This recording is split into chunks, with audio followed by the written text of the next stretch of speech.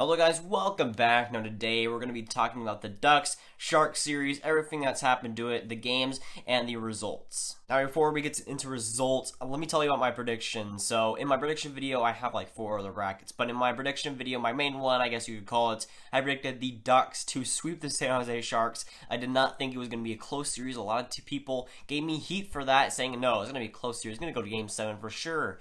And, well, I was a bit wrong. In fact, it was the opposite of what happened. The Ducks, I predicted the sweep the San Jose Sharks. The San Jose Sharks just come out of nowhere and continue to play hot and sweep the Ducks out of nowhere. And that was just complete jinx by myself. I'm just sorry for that. But yeah, to everyone that said it was going to be a close series, well, guess what? You're the wrong one. But yes, back to the series at hand. The Sharks end up sweeping the Ducks, and I did not expect this, but there was a few key hints that I think the Ducks kind of gave before even the series started that I think were hinting towards the San Jose Sharks. Now, the Sharks were not coming into the playoff series hot. In fact, I think they were like kind of 500 going into the playoffs, but the Ducks were on a 5-game winning streak, I think it was. They were amazing going into the playoffs, and I thought they were going to ride that into the playoffs. Teams that usually are hot going into the playoffs usually tend to stay hot going into the playoffs, usually tend to stay hot and keep that trend going into the playoffs, and the Sharks just really broke that trend and smashed the Ducks up and down the ice for the entire series. Now, the Ducks defense was really, really lackluster, and of course, in that 1-8 game, which we'll get into, it was just terrible. The defense was all around awful, and missing Cam Fowler for, I think it was 5 weeks or something like that. That was a big key hint that I think the Ducks really did miss. It wasn't too much of a problem in the regular season where they could still win games, but in the playoffs, when you're missing a guy like that, a top 2 guy on most teams, that is a huge part of that lineup gone. And I think that was a huge thing going on in the playoffs that I think the Ducks kind of slept on. And I think that I slept on too, because I didn't think that missing Cam Fowler would be too big of a blow. I still think that their hot streak at the end of the season really swayed me to pick that sweep. I don't know, I was just going with the hot hand there. Of course, that backfired for me and for a lot of people. The Ducks defense was awful. Ryan Gibson was just amazing throughout the whole series. Really made saves that he shouldn't have made, and Miller loves to do that kind of thing.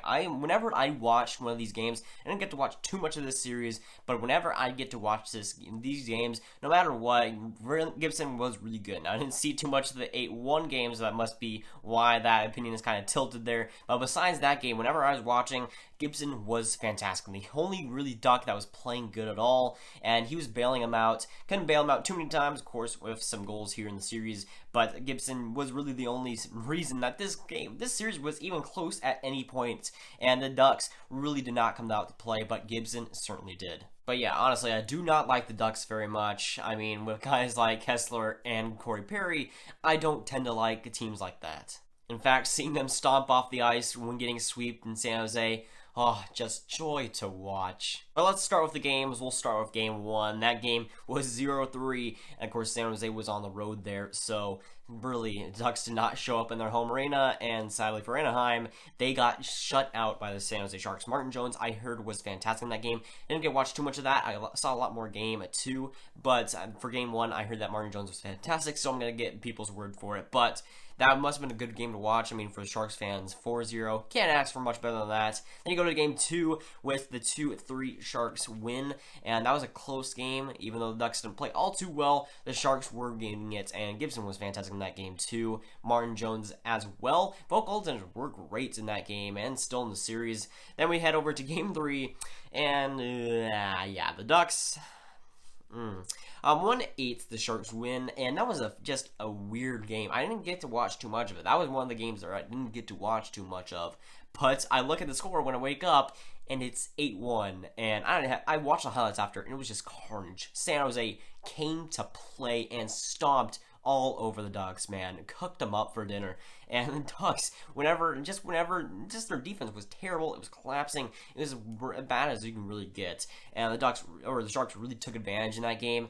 And 8-1, again, can't ask for much more. Then they end off the series in Game 4 with a 1-2 win. The Sharks do. That was a close game too. Ducks didn't play out too great either in that game, but it was a lot better than the other games. But still, San Jose clutches out the win there. Martin Jones was fantastic too. And again, Martin Jones just throughout the series, amazing goaltending. And the same with Gibson, but of course he has to be on the losing side. But switching over to the storylines for the Sharks, Couture was a madman. Fantastic series by him. He had hot and cold games, but the games where he was hot, he was amazing, and he was really clutch for them, and really was the leader that they kind of needed in that series, and man, Couture really stepped up there. Then there's a lot of depth scoring for San Jose. They had a lot of guys come up, and really from this past year, they built the youth and the speed, and they're not the San Jose Sharks of last season where they're the slow team. They have all the old guys. Now they're building up the youth and building up the speed. They're becoming the new NHL team, and they're building it out like that, and they're having success. I mean, they're beating the Ducks, who are kind of a lot more slower,